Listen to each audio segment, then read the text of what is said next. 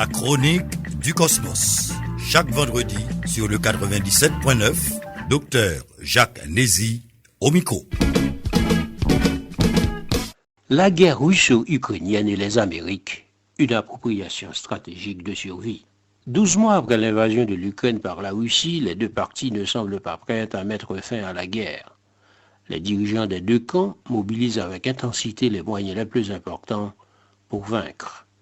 L'affrontement oppose deux visions antagoniques, la démocratie occidentale incarnée par l'affirmation des libertés et de la sécurité et la volonté de puissance du président Vladimir Poutine, habité par la nostalgie de l'Empire soviétique. Et entre les deux volontés impériales, d'autres la Chine, l'Asie, l'Afrique, l'Amérique latine, les Caraïbes, dont certaines sont frappées par la raréfaction des matières premières, gardent une neutralité prudente, souligne le philosophe Edgar Morin dans son livre récent « De guerre en guerre » de 1940 à l'Ukraine. Les pays de l'Amérique latine dans la guerre russo-ukrainienne observent une neutralité qui se traduit par une appropriation stratégique de survie. Cette appropriation résulte de la position périphérique dans le jeu international de la place de l'Amérique latine, dans le jeu des puissances et de la compétition pour le pouvoir global. En raison d'instabilités politiques chroniques ou répétées, sa place internationale fait l'objet d'une banalisation, une place secondaire dans les affaires internationales, mais très courtisée. Les relations fondamentales de l'Amérique latine sont tissées autour du rapprochement de 4 entités internationales, la Chine, les États-Unis, la Russie, l'Union européenne.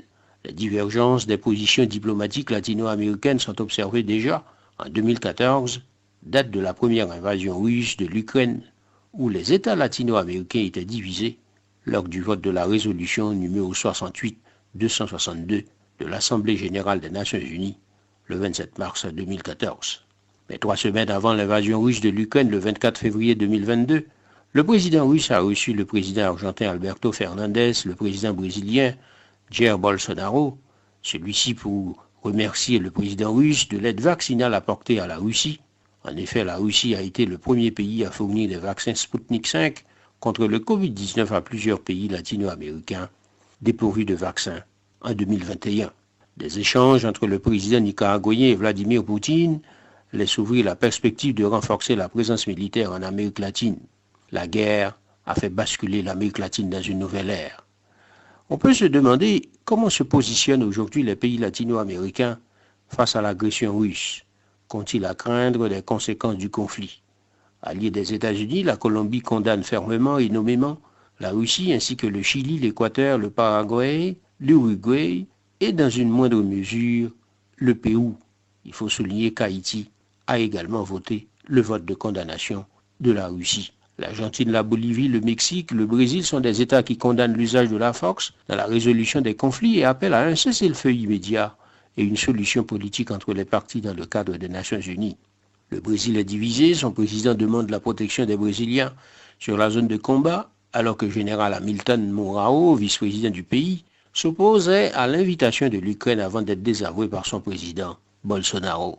Les alliés traditionnels de la Russie, tels Cuba, Venezuela, Nicaragua, considèrent quant à eux que l'expansion permanente de l'OTAN aux frontières de la Russie et de l'échec des accords de Minsk, pour eux imputables aux États-Unis et aux pays de l'OTAN, sont les causes d'une crise qui a fini par produire de fortes menaces contre la Fédération de Russie, son intégrité territoriale et sa souveraineté, rappelle un communiqué officiel du Venezuela. La position des États latino-américains varie en fonction des doctrines nationales de politique étrangère et des logiques affinitaires avec ou contre les États-Unis et la Russie. Les conséquences de cette guerre sont doubles pour certains États. Sur le plan économique, l'augmentation des prix du pétrole ou du gaz sur les marchés mondiaux, on le voit en Haïti, les dynamiques inflationnistes déjà partout avancées en Amérique latine, région confrontée à la pire crise économique de son histoire, avec la pandémie de Covid-19, la dépendance face à l'urgence sanitaire a facilité un fort rapprochement de l'Argentine et du Brésil vis-à-vis de la Russie, ou bien des États centra-américains vis-à-vis de la Chine.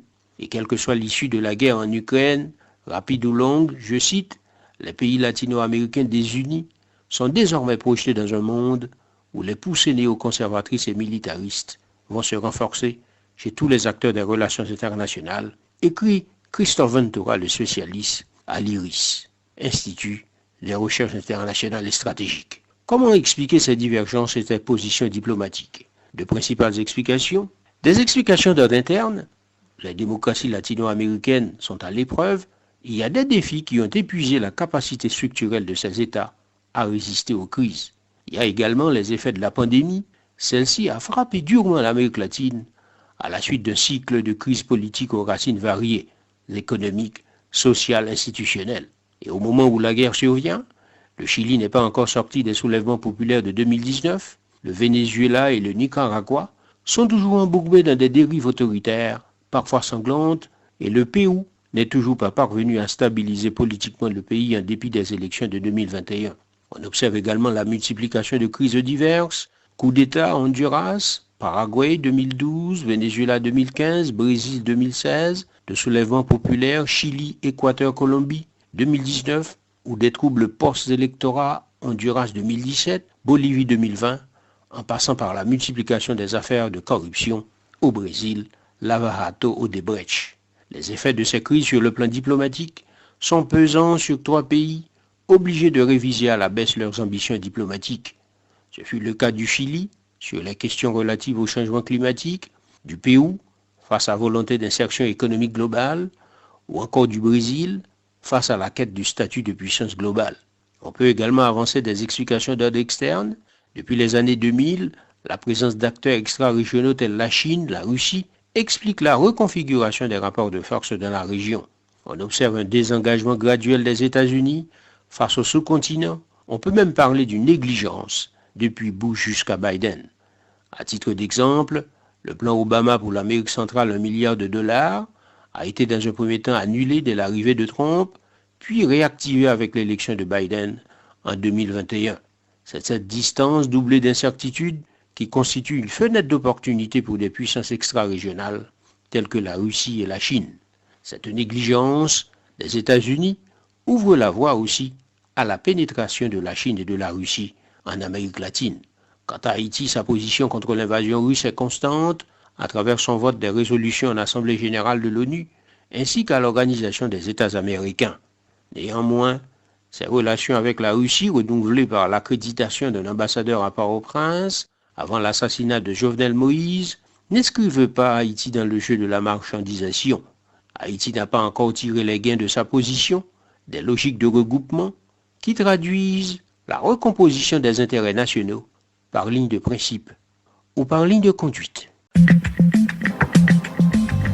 La chronique du cosmos. Chaque vendredi sur le 97.9, Dr Jacques Nézi au micro.